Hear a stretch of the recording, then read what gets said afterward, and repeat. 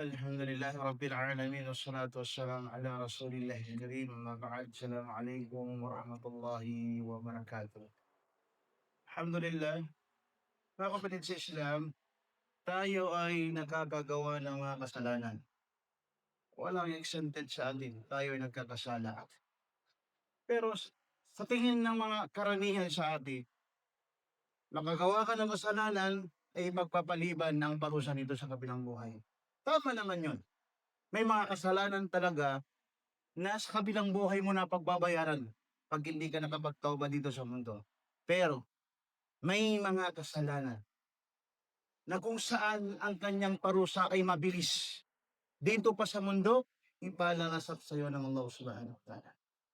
Qala Rasul sallallahu alaihi wasallam, "Babani mu'ajjalani 'uqubatuhuma fid dunya, al-baghyu wal-'uquq." O kama qala sallallahu alaihi wasallam. Sinabi ng mahal na sugo sallallahu alaihi wasallam, dalawang kasalanan na kung saan ang parusa sa kanya ay pinabibilis dito sa mundo. Ibig sabihin, 'pag nakagawa ka ng kasalanan na ito, ipapalasak sa'yo ng Allah ang parusa nito sa bunga na iyong ginagawa. Ang una, sabi ng Propeta sallallahu alaihi wasallam, al-baghyu. Ang ibig sabihin ng baghyu, az-zulm, ang pang-aapi. Kasalanan na pang-aapi, panglalamang, kawalan ng karapatan ng iba, gano'n ang sinasabi na bagyo, azon. Ang pangalawa, al-uquq, ibig sabihin, uququl walidain, ang walang respeto sa kanyang mga magulang. Okay. Ang dalawang gawain o kasalanan na ito, pinapakita agad ng Allah ang kanyang parusa dito sa mundo habang siya ay nabubuhay pa dito sa mundo. Ang una yung al-baghyu, sinabi ng Propeta sallallahu alaihi wasallam, na iwasan mo ang mang-api, ang zulm, sapagkat ang zulm ay napakalaking kasalanan. Ang Allah Subhanahu wa ta'ala sinabi niya sa Hadith Qudsi, "Inni haramtu zulma ala nafsi wa ja'altu bainakum muharraman fala tadhalamu." Sinabi ng Allah Subhanahu wa ta'ala sa Hadith Qudsi, sabi niya sa aking ipinagbabawal ang pang-aapi at ginawa ko sa inyo haram. Bawal ang pang-aapi, kaya huwag kayong mang-api. Huwag kayong manlamang. Huwag kayong magloko sa iba. Dahil sapagkat pag ang taong naapi, nanalangin sa Allah Subhanahu wa ta'ala, inapi mo, nang sabi ng Propeta sallallahu alaihi wasallam, "Fattaku da'watal madlum." Kalakutan mo ang dua, ang panalangin ng taong naapi.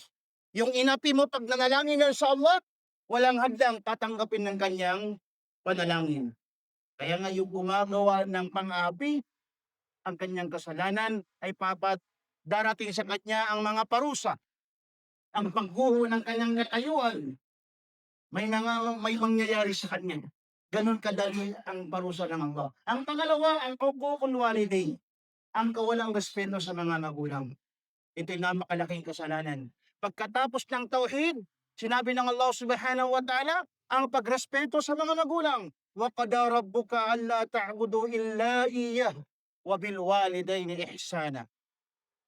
Sinabi ng Allah Subhanahu wa ta'ala ng kanyang inutos ang kaisahan ng Allah. Pagkatapos nun, sabi niya, at respetuhin niyo ang inyong mga magulang. Maging mabuti kayo sa mga magulang. Imma yablughanna 'indaka al-kibara ahaduhuma aw kilahuma fala taqul lahumu uff wa la tanharhuma wa qul lahumu qawlan karima. Pag tadangkan niyo ang mga magulang, isa sa kanila o dalawa sa kanila, tumanda na wag kayong magsalita ng masasakit sa kanila. Kahit ang pinakamababang salita na uff. Yung uff, sabi ng mga Arabo, yung tafsir ng uff, yung salita na senyales na ayaw mo sa magulang mo. Parang pag ganun ka, yun ay napakalaking kasalanan. Paano pa kaya pag nanglaban ka sa iyong magulang? Paano pa kaya pag naasan yung boses sa iyong mga magulang? Kaya napakalaking kasalanan, mga kapatid sa Islam. Ang parusa nito, mawawala yung baraka sa buhay mo. Mawawala yung baraka sa mga biyaya mo. Lahat. masisira yung buhay mo at walang direksyon ang buhay mo dito sa mundo kung wala kang respeto sa iyong mga magulang. Naway ilayo tayo ng Allah Subhanahu wa Ta'ala sa mga ganitong katangian. Assalamualaikum warahmatullahi wabarakatuh.